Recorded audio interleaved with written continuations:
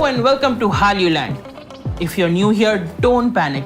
Pretty soon you're going to go from Jihu to Jesu, from Hyunbin to Tumbin. Jaun kahan? You'll understand. And if you are a liminholic, you have already chipped in for a coffee truck to be sent to him. Hi, my name is Supriya. I'm Krutika, and we are going to be your guides through the wild and wonderful world of Hallyu.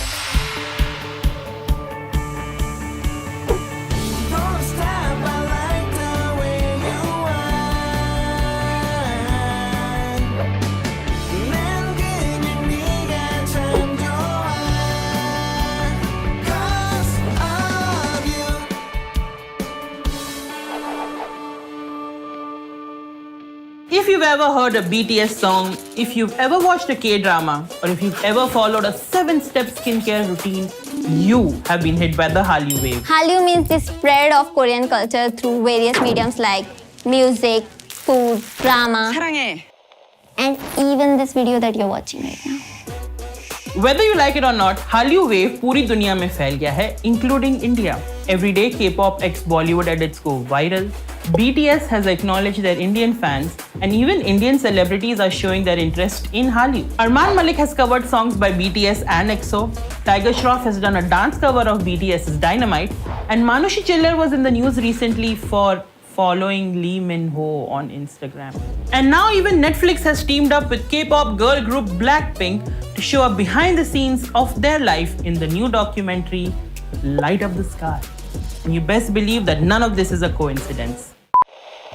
And now, a quick history lesson with Krutika and Supriya. During the financial crisis in 1997, South Korea had to repay a loan from IMF. South Korea started to create and push out their own content as exports. And because of social media and YouTube, soon enough the whole world started binging on K-pop, K-drama, fashion, food. And now fans greet each other with fighting!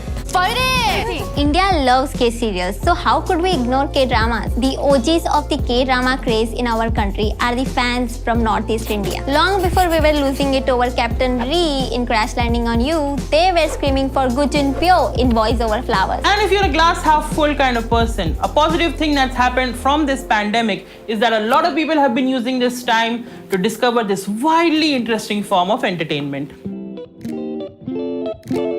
I used to watch only English mainstream shows. Anime, because I thought K-dramas are so cheesy. cheesy. But then I crash landed on You. Gong Yu, in my case.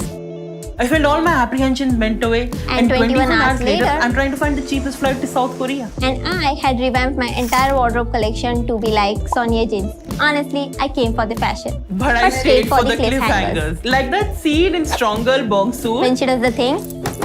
The thing, yeah, the thing.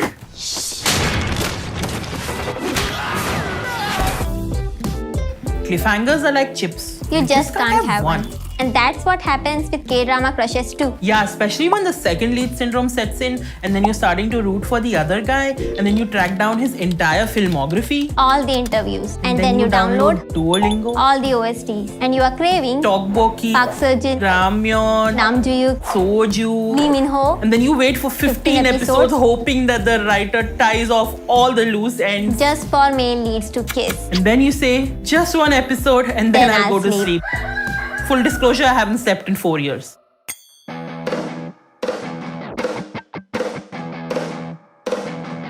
There's so many different types of K-dramas. There's something for everyone. But there are some tropes that keep repeating in most dramas. So that's why we are honoring them today with our prestigious K-drama Trope Award.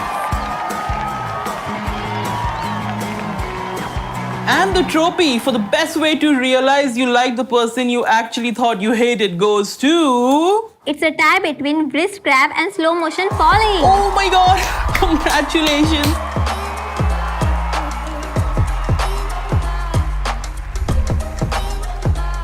And the trophy for this sounds like fun in a K-drama but is actually a crime in real life goes to... Kidnapping. So much kidnapping.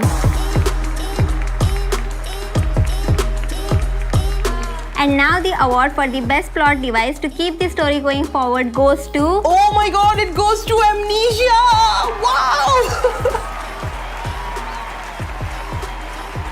And now the award for best plot device to keep the story going forward Oh my goes god, to... it goes to Amnesia!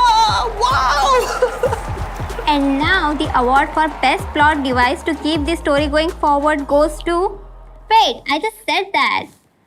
I literally... And the award goes to Flashback. And now the award for the best plot device to keep the story going forward. And now the trophy for the best K-drama kiss goes to... It's empty. Oh, sorry, we forgot that Korean broadcasting rules are actually pretty strict. So instead, we'll give the trophy to these guys who are open eye, mouth touching, kissing.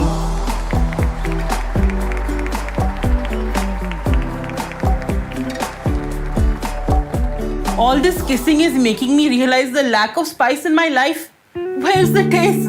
Where's the flavor? Wait, I'll send nudes.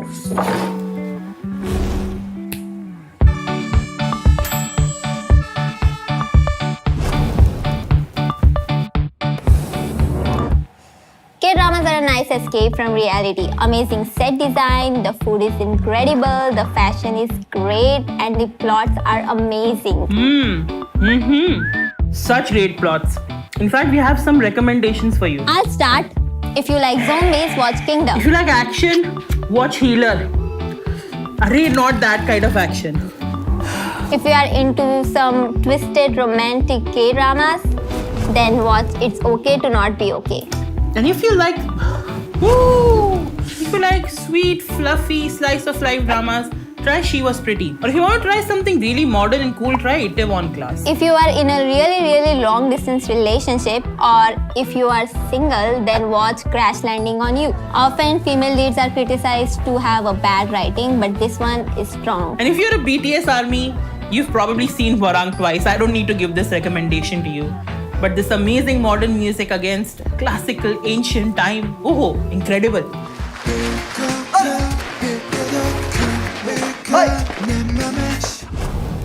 Oh. And just like a K-drama that doesn't drag on endlessly, this episode too must come to an end. But why don't you go ahead and try a K-drama today? I promise you will not regret it. If you have any other recommendations apart from what we have said, leave them in the comments.